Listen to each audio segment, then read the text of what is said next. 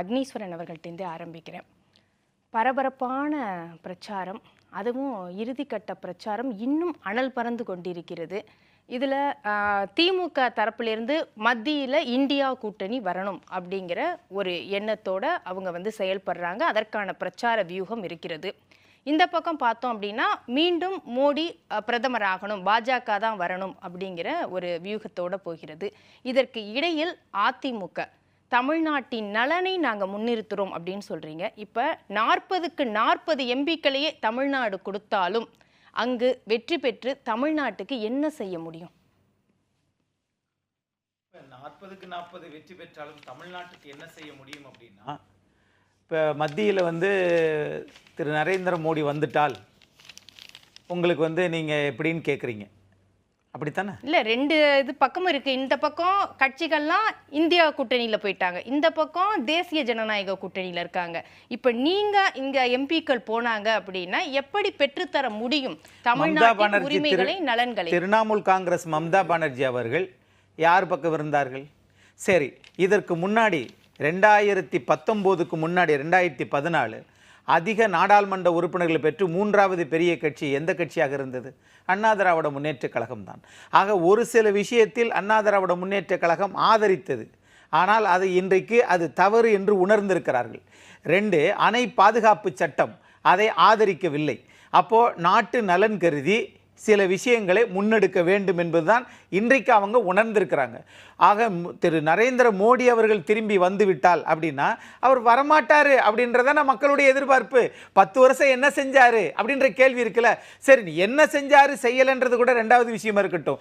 இந்த 12,000 கோடி தேர்தல் நிதியை திரட்டியது, அதில் உச்சநீதிமன்றம் கேள்வி கேட்டுச்சு. ஸ்டேட் பேங்க் ஆஃப் இந்தியா திணறுது. ஆனால் இவ்வளவு நிதியும் பெற்றதுக்கு நிதி அமைச்சர்கிட்ட பணமே இல்லைன்றாங்க. நிதியமைச்சர்கிட்டே பணம் இல்லை என்றால் பாமரன்ட்ட பணம் இருக்குமா? ஆகவே இந்த வேஷங்கள் எல்லாம் தமிழ்நாட்டில் எடுபடாது. சரி, ஆனால் மத்தியில் நான் கேட்டது என்னன்னு, யாராவது ஒரு கூட்டணியில் வந்துடுறாங்க.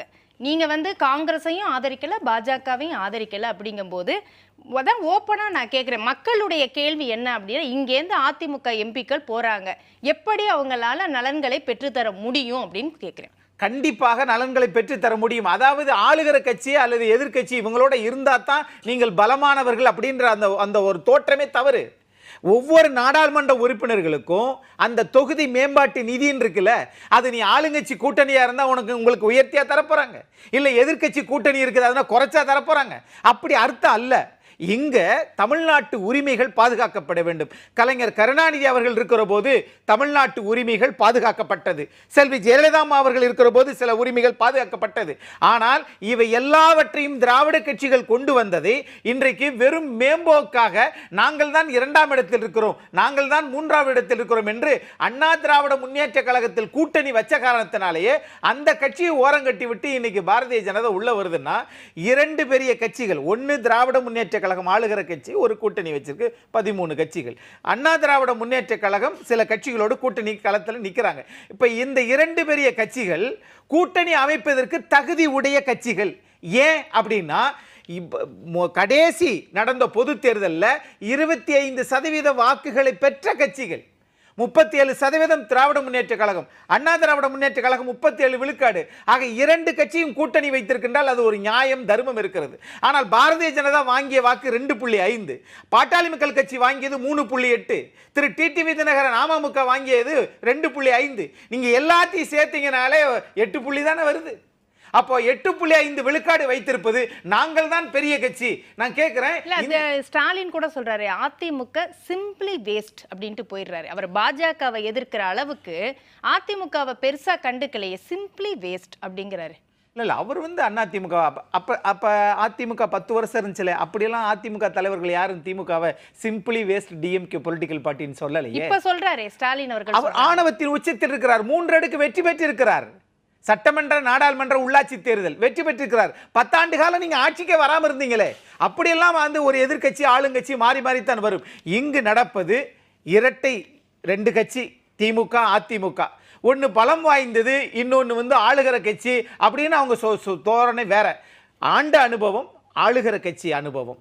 இப்படிதான் நான் பார்க்கிறேன். நாம் தமிழர் மூன்றாவது இதாக தனியா களம் கண்டிருக்கிறார்கள். 1% வாக்குகளை பெற்றது 3% வாக்கு, இன்றைக்கு 7% வாக்கு. இப்பொழுது எப்படி மக்கள் வாக்களிக்கிறார் என்பதை பொறுத்திருந்து பார்ப்போம். ஆனால் பாரதிய ஜனதா இதுல சீன்லயே இல்ல. ஜன்னலை திறந்து வச்சிருக்கேன், கதவை திறந்து வச்சிருக்கேன்னு சொல்லி கடைசி வரைக்கும் பிற கட்சிகளே அவர்கள் வாங்க வாங்கன்னு கூப்பிட்டாங்களே ஒழிய, அப்படின்னா இந்த 10 ஆண்டு காலம் தமிழ்நாட்டுக்கு தேர்தலில் வந்து பத்திரத்தை விடுங்க, நீங்க மிக்ஸாம் புயலுக்கே வரலையே. இதெல்லாம் மக்கள் பார்த்து தான் வாக்களிப்பாங்க. இந்த 4 முனை போட்டியில அதிமுக வெல்வதற்கான வாய்ப்புகள் அதிகம் இருக்குன்னு சொல்றீங்க. அதை நாம் பொறுத்திருந்து பார்ப்போம். இப்பொழுதுதான் வருவாங்கன்னு சொல்ல முடியாது. ஏன்னா 4 முனை தேர்தல் இதுல நீங்க பாரதிய ஜனதா தமிழ்நாட்டை பொறுத்தளவுல ஒரு கூட்டணியே கிடையாது. இங்கு நடப்பது திமுக, அதிமுக. மூன்றாவது தொடர்ந்து தன்னிச்சையாக ஒரு கட்சி நிக்குதுன்னா அது நாம் தமிழர் கட்சி. அதுக்கு மக்கள் ஆதரவு எப்படி இருக்குன்ற பொறுத்திருந்து பார்ப்போம். சரி.